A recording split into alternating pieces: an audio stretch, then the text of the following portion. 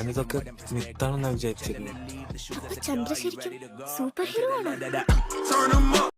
I always wondered while watching superhero movies, Marvel Universe లో movies, Charles angels ఇంకా ఇలాంటి movies చూసినప్పుడు నాకు అనిపించేది మనకి కూడా ఇలాంటి సూపర్ హీరోస్ మూవీస్ ఉంటే బాగుంటాయి కదా. సో అలాగా అనుకునే వాళ్ళు ఎంతమంది ఉన్నారు లెట్ మీ నో. అయితే మన కోసం మన south Indian well known franchise super heroes universe లో ఫస్ట్ మూవీ అయితే వచ్చేసింది లోక చాప్టర్ 1 చంద్ర.